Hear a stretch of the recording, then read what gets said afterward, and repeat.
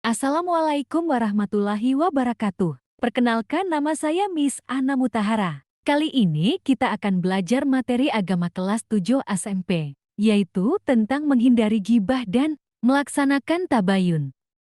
Penting bagi kita untuk berpikir dua kali sebelum kita bicara tentang orang lain dan selalu mencari kebenaran sebelum mempercayai cerita.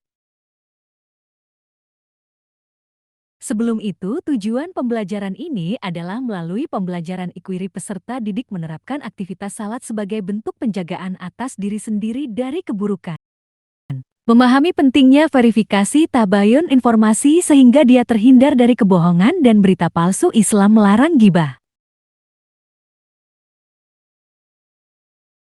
1. Islam melarang ghibah. Ghibah berarti menggunjing, membicarakan kejelekan dan kekurangan orang lain. Pada ghibah, terdapat pembicaraan mengenai kejelekan atau aib orang lain. Apabila dia tahu, dia tidak menyukainya.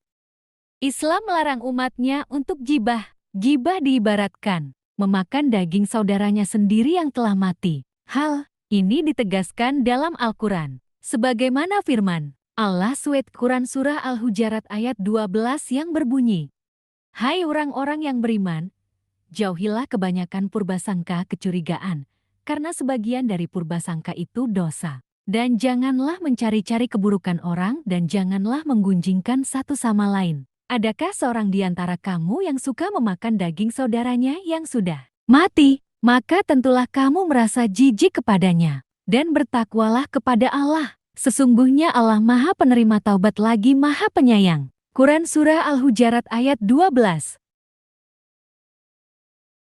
Kedua, inspirasi Islami untuk menghindari ghibah. Perbuatan ghibah dipengaruhi oleh lingkungan sekitar. Agar kalian terhindar dari perilaku jelek ini, perlu diketahui penyebab terjadinya ghibah, antara lain. Pertama, membicarakan keburukan orang lain dengan keinginan mengangkat derajat dirinya sendiri. Kedua, sikap iri terhadap keberhasilan dan kesuksesan orang lain. Ketiga, sikap egois yang cenderung merendahkan orang lain. Keempat, balas dendam terhadap orang lain atas perilaku terhadap dirinya. Kelima, amarah yang tidak terkendali. Keenam, bercanda tanpa disadari dengan merendahkan orang lain. Yang ketiga, Islam menganjurkan tabayun. Secara bahasa, tabayun berarti mencari kejelasan tentang sesuatu hingga jelas dan benar keadaannya. Adapun menurut istilah, tabayun adalah proses yang dilakukan untuk meneliti dan menyeleksi berita dengan sikap tidak tergesa-gesa dalam memutuskan, sehingga permasalahan menjadi jelas dan benar. Tabayun sangat penting untuk memeriksa kebenaran informasi atau berita dengan teliti. Yang keempat, tabayun pada informasi media sosial. Informasi yang menyebar di kalangan remaja dipandang cepat akibat media sosial. Penggunaan media sosial juga memiliki dampak negatif. Dampak negatif itu diantaranya adalah: pertama, kebebasan informasi. Contohnya dalam internet dapat ditemukan informasi yang seharusnya belum layak dikonsumsi remaja. Kedua, sikap sosial yang melemah karena kesibukan mengakses berbagai media sosial menyebabkan interaksi dalam lingkungannya mulai berkurang.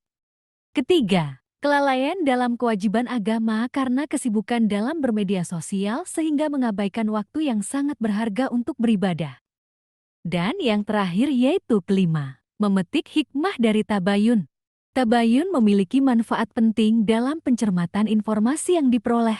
Beberapa manfaat tabayun antara lain: pertama, berhati-hati dalam menerima berita. Kedua, menghargai orang lain sehingga tidak terjadi kesalahpahaman. Keempat, persatuan dan kesatuan dapat terjaga baik di lingkungan keluarga, sekolah, dan masyarakat sekitarnya. Kelima, menciptakan kerukunan dan kedamaian di masyarakat. Ghibah adalah ketika kita membicarakan keburukan seseorang di belakangnya, sedangkan tabayun adalah sikap mencari kebenaran sebelum mempercayai cerita atau menyebarkan informasi. Dengan tabayun, kita bisa menghindari menggosip dan menjaga hubungan yang baik dengan orang lain. Sekian materi mengenai ghibah dan tabayun. Akhir kata, Assalamualaikum warahmatullahi wabarakatuh.